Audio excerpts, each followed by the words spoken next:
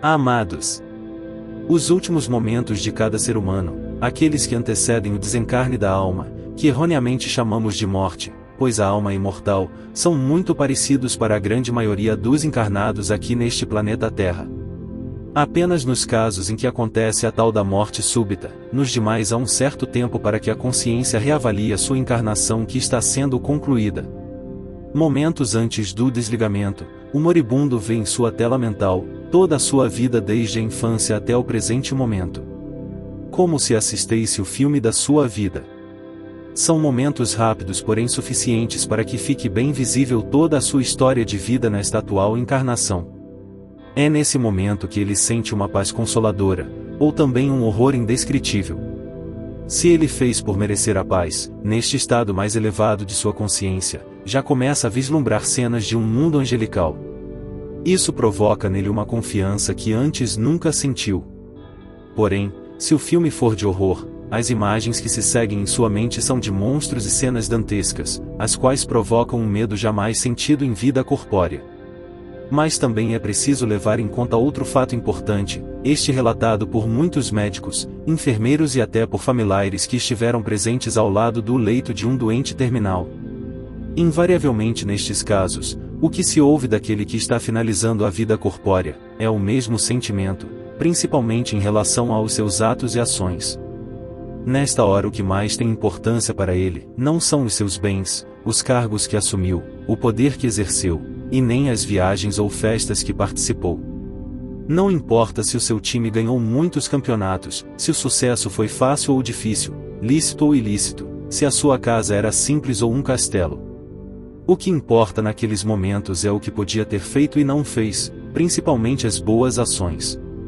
Muito comum é sentir um arrependimento muito forte até de pequenas coisas não praticadas, como abraçar seus entes queridos, dizer que os amava, tirar um pouco do seu tempo principalmente com seus filhos enquanto pequenos, um olhar generoso para sua esposa ou seu esposo, um cumprimento aos seus vizinhos, aos seus amigos ou colaboradores ou funcionários. Enfim, tudo aquilo que podia ter feito e não fez. Essas duas etapas, embora aqui invertidas na sua ordem que acontecem, antecedem o momento do desencarne. Ambas trazem um conforto consolador ou uma angústia desesperada, já que o tempo se esgota e nada mais pode ser feito. A alma que chega nesse ponto, já começa a colher os frutos de suas semeaduras durante a atual encarnação, que chega ao seu final. Então a morte como se conhece, chega de mansinho, a tal ponto que ele nem percebe que desencarnou. Ninguém sente o momento exato, nem mesmo aqueles que entendem perfeitamente como se procede tal processo. Poderíamos comparar com o sono. Você não percebe o momento exato em que começa a dormir. Não é diferente a morte. Os minutos, as horas e os dias que seguem ao desencarne, esses sim são muito diferentes para cada alma. Ali também há situações totalmente diferentes para cada um, tudo de acordo com a forma de vida vivida antes de desencarnar. Esta parte é muito bem explicada através da codificação do Espiritismo feita por Allan Kardec. Mas também há muita informação trazida pelos próprios espíritos desencarnados, que se manifestam durante trabalhos mediúnicos, seja nos centros espíritas, nos centros de Umbanda, nas salas de terapias quânticas e tantos outros momentos e lugares. A minha experiência adquirida na comunicação com esses espíritos, me habilita a falar de infinitas possibilidades do que acontece com a alma depois do desencarne. Mas o que importa mesmo é que cada um de vocês tenha muito bem delineado na consciência o seguinte: não há nada que se possa fazer após o desencarne. Tudo é decidido aqui, em consciência, enquanto estamos encarnados. Logo após o desencarne, a alma sente-se um tanto perturbada pois não sabe que desencarnou. Se vê num corpo, e ao mesmo tempo, vê o seu próprio corpo como se fosse outra pessoa. Depois vê o seu próprio funeral. Tenta se comunicar com as pessoas, pois ouve tudo o que elas falam, inclusive os seus pensamentos. Porém, ninguém lhe dá atenção. Enfim, essa confusão pode durar algumas horas, dias ou anos. Depende de como cada um entende a vida antes de desencarnar. Como disse aqui, tudo é sequência e também consequência. O arrependimento também é uma companhia desagradável no além-túmulo. A alma após se convencer que desencarnou, Começa a lembrar da sua última encarnação, detalhes por detalhes, e ao reconhecer suas ações que não foram voltadas ao bem e à evolução, surge uma dor inconsolável, que pode durar pouco tempo ou até séculos, mesmo que a impressão de tempo lá seja diferente.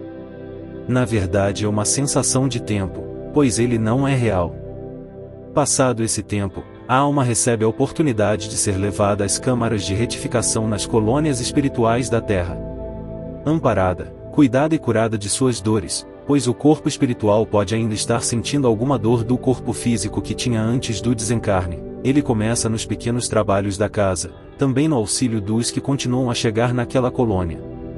Mesmo assim, as lembranças das vidas passadas estão permanentemente em sua consciência, e ele sabe que precisa reencarnar a fim de completar ou ao menos seguir na sua evolução de alma.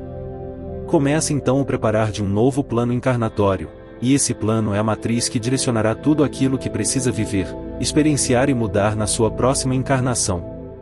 Tudo aquilo que foi colocado no plano, virá em determinado tempo na sua vida corpórea seguinte. Por isso, dizemos que ninguém foge de si mesmo, e que também ninguém passa aquilo que não precisa passar. Não vou falar aqui da alma dos encarnados que se comprazem no mal, pois há certos níveis de consciências que não passam por isso no além-túmulo. São almas tão baixas em sua frequência que não seguem esse caminho. Vão diretamente para os umbrais baixos, ou são sequestradas por entidades trevosas logo após o seu desencarne. Essas ainda estão muito longe de passar pelo processo descrito neste texto. Lembrando que a Terra está fazendo uma transição planetária, deixando portanto, de ser um mundo de expiações e provas, e passará a ser um mundo de regeneração. Estamos na última encarnação antes dessa transição. Portanto, tudo se resolve agora. Ao desencarnar, cada alma terá o destino de acordo com a sua frequência. Essa frequência vibracional será o passaporte de cada um e será definitivo pois o tempo se esgota. A velha Terra está ficando para trás. Nada e ninguém pode impedir isso, pois faz parte dos planos divinos. Eu sou Vital Froze e minha missão é o esclarecimento. Namastê.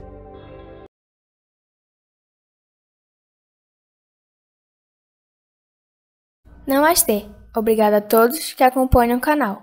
Não se esqueça de curtir e compartilhar. E aos que estão chegando agora, eu peço que se inscrevam e ativem as notificações para continuarem a receber nossas mensagens. Gratidão, Ascensão Planetária.